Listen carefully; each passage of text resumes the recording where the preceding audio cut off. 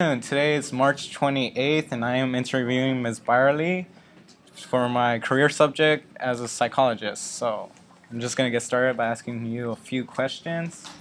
Question number one: how is your subject matter related to my career interest as a psychologist?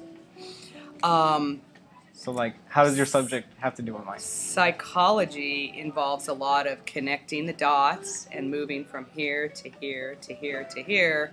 So it's a lot of planning, it's a lot of critical thinking, and if you look, there are tons of little steps you have to go through to get from A to B in an art project. So I think that's a lot of it will help you. Good answer. Never thought of it. I thought you'd like that. Question number two: how will your class prepare me for my career interests?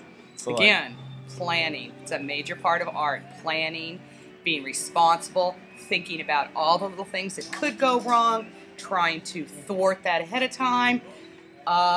What they're working on now.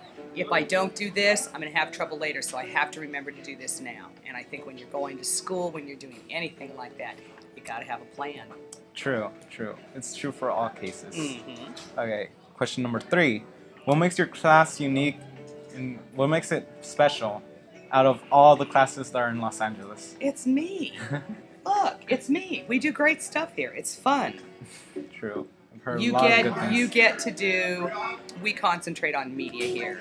So instead of just drawing and painting, you're going to work with silk, you're going to work with clay, you're going to work with yarn, you're going to work with whatever I happen to be able to find. You're going to do a lot of different materials. You're getting me excited. Yeah. Oh, unfortunately, you won't get me until your 12th grade now. Yeah, we're moving along. So.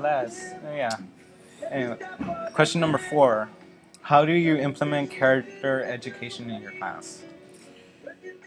The big thing here is responsibility. We use a lot of tools, and a lot of them are expensive. Paint brushes that are $8, $10 a piece, special paints, wire, whatever, the silk. This bolt of silk, expensive. About $300. Wow. So you have to be responsible. Not to waste any. To not waste it, to take care of things. I spend 10 hours a day in this room. That's more than I spend awake in my own house. So I expect you to treat this room like it was my house. Interesting. Very interesting.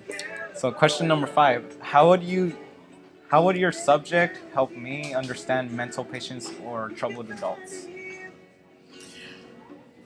I know a big thing, this is big now, and I see it because I watch forensics shows, is, have you ever seen them do art type therapy where they have convicts, paint what you feel?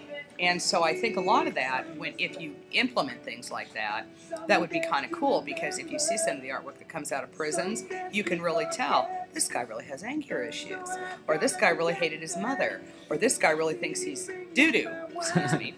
So I think, knowing a little bit about art, you can kind of translate what people not only just draw or paint or whatever, but also maybe what they write, because it's a creative side. Well, yeah. Well, writing would be almost like, it would be art. It is. It is. Writing is art. As long as you're creating Cooking is art. Cooking can be art. It's, whatever you're obsessed with and really go to great lengths to do. So. It's a great answer. Number six. How do you think psychologists use your subject to treat patients? To treat patients? Again, I know, because I've seen it before, where that's art therapy. Now, I don't know how they implement it because I don't know that much about psychology, but I know they do use it to help treat mentally ill patients. True. So. Number seven. How do you usually express yourself when you're troubled? I throw things. No, I do. Not the only one. What do I do? I do artwork. I do artwork, and expresses your feelings. It does, because I can pound a piece of clay into submission to do what I want it to do. I can throw paint across a wall, and it really is. It's very helpful. Both of my children have always had art since they were little, and so I could always tell when somebody was upset, because my daughter would be pounding on the piano to the point that our windows were rattling, and my son would be out in the garage beating on a car that he's, rebuilding. So they would put those artistic things You know, rather than, which is why I try to get so many art things here, because rather than you going home and beating the crud out of your little sister because she took your tennis ball, I would rather have you go, okay, I'll paint. It's very soothing. It's very relaxing. So this is almost like therapy. It is. It's very much. And again, I know they use it because I see jobs for art therapists. And I think some of it is people who have, problems, motor coordination problems, but a lot of it is people who are trying to overcome mental problems. Yeah, of course. So, it's good therapy. I used to have a psychologist during kinder, and they would do the same thing. They would hand me a piece of paper, some crayons, and tell me to draw. Yeah, draw what does your world look like today? What does your world look like? My husband used to ask my daughter, what color is the sky in your world today, Lauren? Because she's a very good artist, and she'd draw these beautiful pictures, and the sky would be purple or orange or yellow with green streaks through it. It's like, what color is the sky in your world today? Like, oh, I think it's going to be orange today, Mom. Sounds nice. Mm-hmm. Number 8. What do you find most interesting about a human being? Their infinite variety. What do you mean by that? I mean, there are no two alike ever, anywhere. Even twins are not exactly alike. So you're saying like everybody's unique? I don't have any bodies up there. Look at them. Look at all those people. Look how different they are. No, They're just... You're saying everybody's unique. Well, everybody's unique, but they're the same too. They're the same, but they're unique, and they have different cultures and different languages and different. Look at the jewelry. Some of this jewelry is from all over the world. Yeah, that's from Afghanistan. That other one's from Turkey.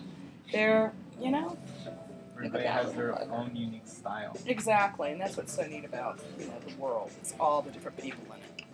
Interesting. That's a very interesting response from you. I'm so glad. I would expect it though. I mean, I'm I'm a little special. artistic too. Good. Yeah. So I think those are all the questions I have for you today. So I want to thank you for. It was nice to meet you, Isaac. Thank you, I've had Ms. some Byerly. Contrerases before. Have you had any sisters or brothers here? No, I've had a cousin, but her last name is De La Rosa. Oh, No, see. okay, I remember her.